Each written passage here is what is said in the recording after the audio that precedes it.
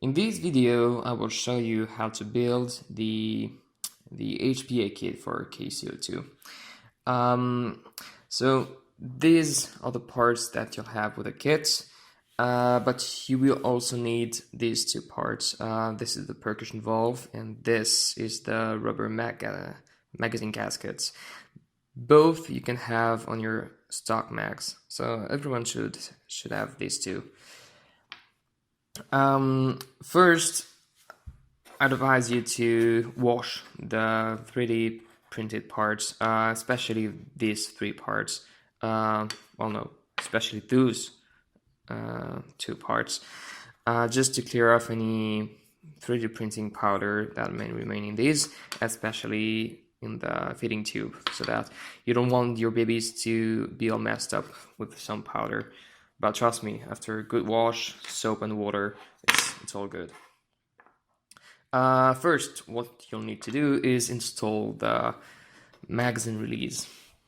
For this, you will need what I call the housing, the magazine release, the spring, and this pin right here. It's a 1.5 millimeters in diameter and 16 millimeters long. For this, you'll need a hammer. If you do not see a hole, you should have a hole right here. I don't know if you can see well the light.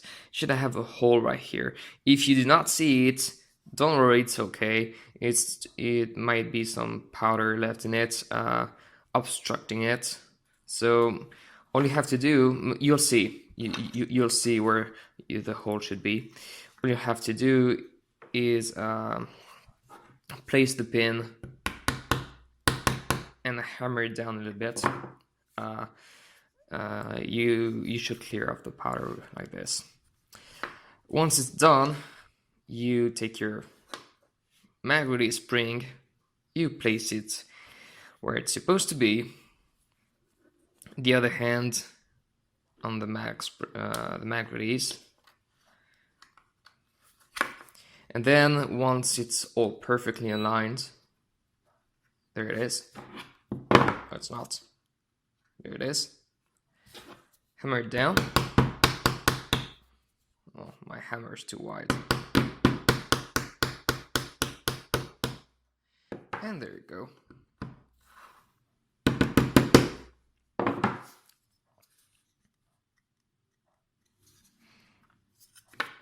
Okay, now let's work with the aluminum part. So you'll need these three parts, as well as this one and this one. Please do not Teflon tape these two parts right here, because they already have integrated O-rings. They should seal perfectly without tightening them up too hard. So yeah, Teflon tape isn't necessary, and if you don't need to, just don't do it. For this one here, you will need this. This is a 7. So there we go. Just insert it like that.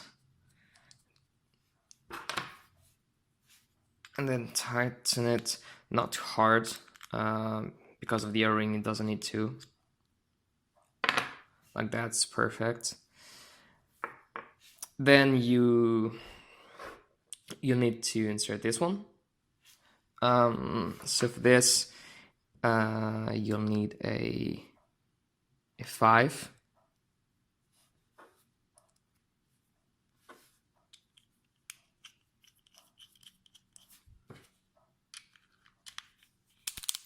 Oops. There you go. Don't tighten it too hard. Doesn't need to. Oh no, you don't need to. Well, you shouldn't insert it right now. It will come later. Okay, so now it's the time to insert this one into what I call the internal shell Oh, please focus. There you go. To do this, just go right there, like that. Push. Now put the shell into the housing. Press it down. Now you will need the magazine gasket right here and the feeding lips. So put the gasket into the feeding lips. Should look like that. And then simply press it down. Now you'll need the two. These are 2 millimeters in diameter for 32 millimeters in length. You should begin with the front one. Please make sure that all the holes are perfectly aligned before hammering them down. You may have some powder left in it. That's okay. Hammering them down should do it.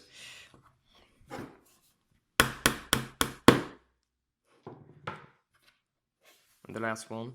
For the last one, you have to apply some pressure on the feeding lips. It's meant to have a very good seal. So just with your index here, press it down. Oh, sorry. Press it down a bit. And then it should go right in. Okay, so there you have the kit. Now you just install the percussion valve. For this, I have included 2 or 3 valve keys. These are quite fragile, so this is why I included 2 or 3 of them. What you need to do to use them, once you've placed it, just apply some pressure in that direction before twisting it. Otherwise, the little teeth there, they'll break. So pop it right in and tighten it. So what you want to do is tighten it and have the line here vertical. It's a matter of aligning the holes in there so that the airflow is maximum. Now we have to install the line. So you should have about 30 centimeters of 6 millimeter line here. Before installing it, please make sure that the end of it is square. And then all you have to do is place it and push it in, or push it over. There you go. It should look like this. Do not worry, this line won't go anywhere anytime soon. If you want to remove it, you have to apply some force. You really have to, so it won't go away. It won't pop out simply with the air pressure that's in there. Okay. To insert your kit into the KC02, what you first want to do is cut the gun. Then you would insert the kit into it, and there you go. You need some force. It's okay. It's because the tube is wired. You will not hear a click, but that's okay. Just pop it in and make sure it doesn't come. It doesn't come. So there you go. Also, before connecting your line, or before putting pressure into your kit, please make sure that your KC02 is cocked. The reason for this is when there is no pressure and if it isn't cocked, the percussion valve will be open. So when you put some air into it, it will fire. Okay, so just for the sake of safety, please do cock the gun before putting the air into it. So there you go, you have your kit fully installed in it. Please remember that the air chamber in the kit is actually smaller than the one you would get on a regular stock magazine. This means that you will need more air pressure than on your regular mags to get your usual FPS. This doesn't mean that the kit will actually consume more air, it just needs more pressure because the air has to travel through this line here more than on stock mags. As for an example, with this setup I have in it a 380mm barrel and I shoot 0.36 gram BBs, and I get with 110 psi I get 1.5 joules. If you want more power, you could increase of course your pressure, but you could also have a longer and tighter barrel. This works really great. I know some people they have more than 2.4 joules with the kit, so yeah, you have to get a longer and tighter barrel if you want more power. If you have any question whatsoever, please feel free to ask me. I will try to give you an answer as soon as I can. That's it. Please enjoy and have a good day.